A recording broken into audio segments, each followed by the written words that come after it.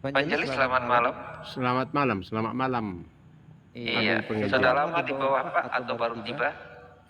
Saya mendengarkan yang lain tadi. Jadi ini baru lihat. Jadi saya belum mendengarkan tadi apa yang disampaikan. Oke, oke, oke, Iya. oke. Iya, kita sedang berbicara tadi tentang damai. Kenapa Yesus disebut Raja Damai? Saya tadi coba mengulas beberapa ayat Alkitab tentang damai. Apa saja sih yang kita tahu? Yesus membawa damai antara manusia dan Allah. Yesus juga memberi damai sejati dalam hati manusia, bukan hanya secara sosial, tapi juga secara rohani. Dan kita lihat juga pemerintahannya adalah pemerintahan damai abadi, bukan dengan pedang duniawi, melainkan dengan kasih dan kebenaran. Dan damai darinya Yesus itu melampaui segala penderitaan, baik masalah dan ketidakpastian hidup, karena Dia memang Raja Damai.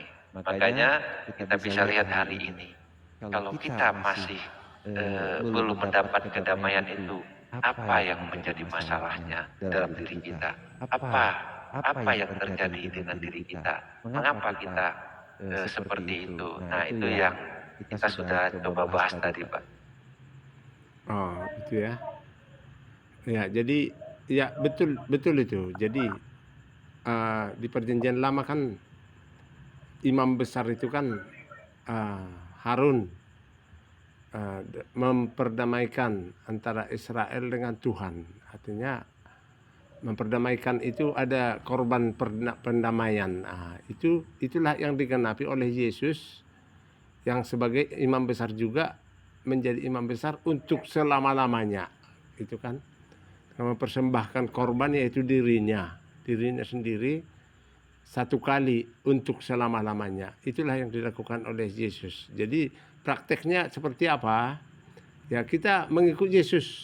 Kalau kita menjadi Kristen, itu seharusnya diperdamaikan dulu. Artinya berdamai dengan Tuhan, berdamai dengan sesama. Itu kan berdamai dengan Tuhan vertikal, berdamai dengan sesama horizontal, jadi salib itu kan. Itulah salib yang pertama yang harus kita jalani, bahwa kita harus berdamai. Lalu tindak lanjutnya seperti apa nanti yang dilakukan oleh Yesus? Diberikan Roh Kudus kepada kita. Diberikan Roh Kudus, yaitu Roma 14 ayat 17, yaitu Roh Kudus itu kerajaan Allah. Artinya ini bukan kerajaan Allah yang di sorga nanti, yang sekarang itu kerajaan Allah itu di dalam kehidupan kita sehari-hari ada kerajaan Allah, di dalam nikah rumah tangga kita ada kerajaan Allah, di dalam ibadah penggembalaan kita ada rumah tangga, di dalam persekutuan lebih besar lagi ada kerajaan Allah. Nah, Roma 14 ayat 17 ya. Sebab kerajaan Allah bukanlah soal makanan dan minuman, tetapi soal kebenaran, damai sejahtera, dan sukacita oleh Roh Kudus, ya. Dan itulah memang banyak pendeta khususnya di gereja lama, doanya untuk sebelum berkhotbah itu dari suratan Filipi itu, biar damai sejahtera Allah yang melampaui segala akal, itulah yang menguasai hati dan pikiranmu di dalam Kristus Yesus. Itu doa singkat ya. Ya, seperti itu. Jadi ini sebenarnya kerajaan Allah. Dan inilah yang masih belum didapatkan oleh bangsa Israel. Bangsa Israel kan pada waktu itu kan satu-satunya umat Tuhan. Satu-satunya bangsa yang menjadi umat Tuhan. Di luar itu semua kafir. Istilah Alkitab LA itu terjemahan lama ini ya. Di luar Israel itu kafir. Dalam bahasa Inggris itu Gentiles tulisannya ya. Di luar Israel. Tetapi mereka belum menerima kerajaan Allah di bumi. Itu.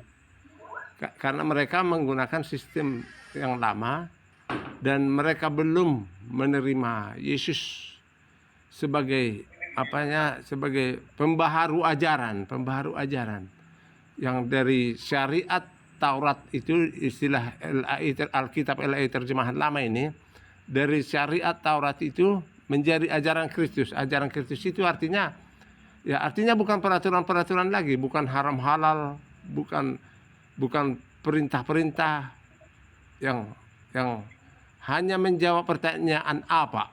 Nah, sunat dipotong, cukup sampai di situ. Apa? Padahal kata tanya kan what, when, where, apa, mengapa, dan bagaimana, dan itu ada 6 itu kan. Ajaran Kristus harus lengkap semua. Ajaran syariat Taurat yang diberlakukan oleh Israel sampai sekarang hanya 1. Apa hukumnya? Kalau begini, habis itu udah, makanya munafik semua. Nah, demikianlah agama yang bersyariat-syariat.